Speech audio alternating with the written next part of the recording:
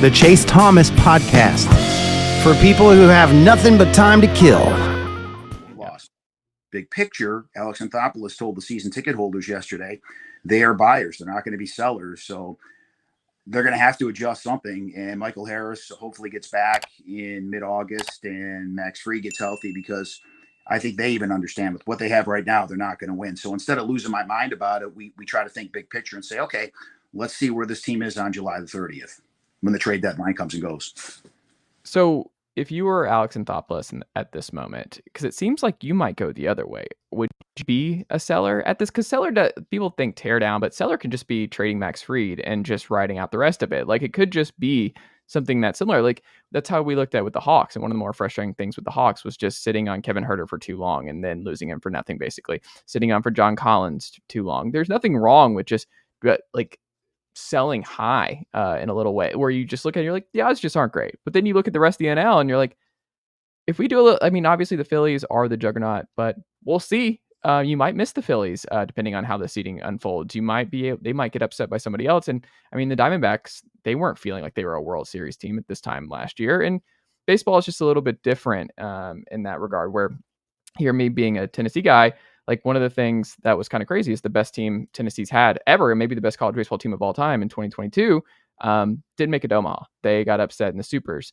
And then, of course, the next year, where they have all these problems all year long, the offense wasn't nearly the same, and they made it to Omaha. They made a deep run. Obviously, they won it all this year, but that's probably the most frustrating thing about baseball. And maybe that's where AA looks at this, is like, I understand fans are frustrated. I understand that the injury bug has hit us really hard, but come playoff time, like, it's going to get weird. There's an opportunity for us, and it's better to be in that party and see what happens versus just going too much the other way and going super cynical. I don't know. That's just my read. Is that your read too?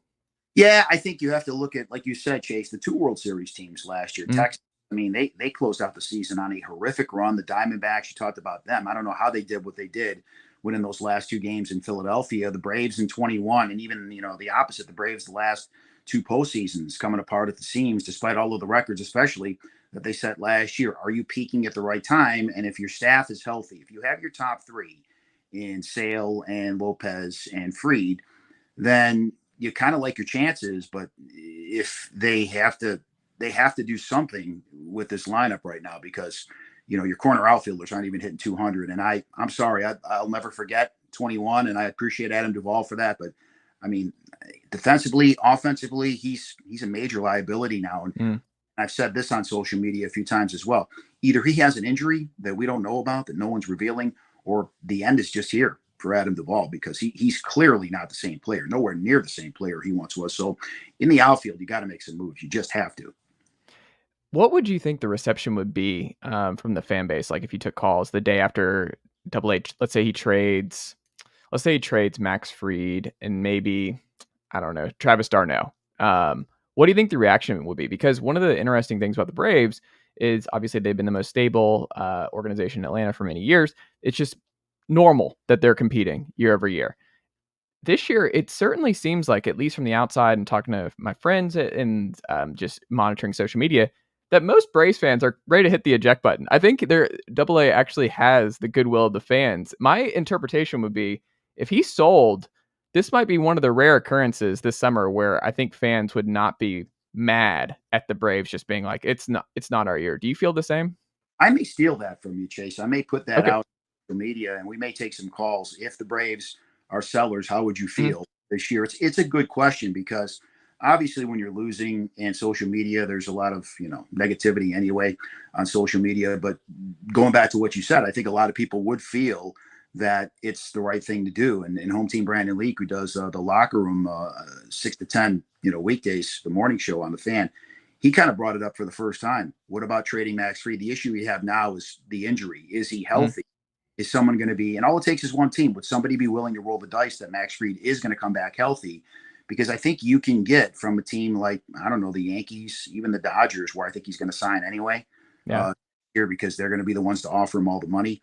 I mean, can you get something in return? If you can, maybe you start to think about replenishing the minor league system, which obviously with all the deals you've made over the years isn't quite the same. So it's something to think about. Or Reynaldo Lopez. Like, are you sure? Are you convinced that this is the real Ronaldo Lopez for the next 2 to 3 years? Like, this might be the all-time best time to trade somebody like Ronaldo. Yeah, it's a good point, especially when you look at his last 2 starts. Now, again, there was going to be a market correction. He wasn't that good, but you're right. The past 3 or 4 years, he never threw them more than 66 or some odd innings and somewhere along those lines. So, yeah, I mean, can he be a guy that's going to give you 150, 200 innings every year? It's a valid question.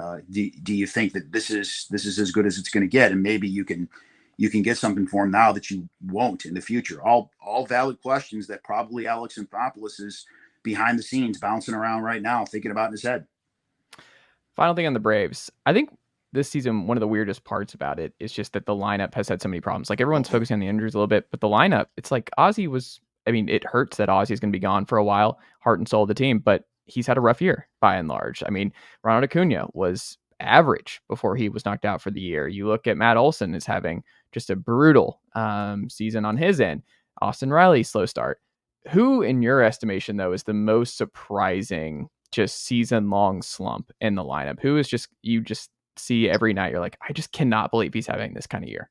Well, it's got to be a guy that was a streak hitter as it was, but to be 1 for 33 going into Wednesday afternoon's game in Matt Olson. I mean, I watched an at bat he had Saturday in the second game of the doubleheader when he struck out late in that game.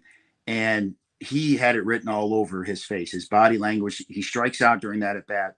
He looked completely lost up there. So he's the guy. I am shocked. Sean Murphy, too. I know Sean Murphy got hurt, but Sean Murphy clearly isn't the same player either. The 2 All-Stars from Oakland are the 2 biggest surprises at this point. And Matt Olson, people say bench him, but okay, you bench him. What are you supposed to do? Play Adam Duvall at first base? We've talked about him. Do you put a first baseman's glove on Marcell Ozuna? I don't think anybody wants that either. So, you're kind of between a rock and a hard place with Matt Olson right now. He's got to play. Maybe you give him a day off here and there because he did play he's played 559 or so consecutive games now, which is the longest in baseball. But you give him an occasional day off. Other than that, he's still going to be your first baseman. Yeah, and it's just the confidence level there. Like, that's not something you want to do in this kind of streak. I mean, he's a long-term guy. Like, you just have to let him get through it. I mean, you hope it's not a Chris Davis situation. Like, that's the worst case scenario, is like something like that. Then you're in, I mean, we're not there yet, but that's something I'm sure some fans have in the back of their minds. Like, I hope it doesn't go, but I don't see that in the future for Matt Olson. But you just have to, like, he's a core guy. You have to let him work through this. Yeah, there's nothing else they can do at that point, as you said. Nicely done, nephew. The Chase Thomas Podcast. Hell yeah.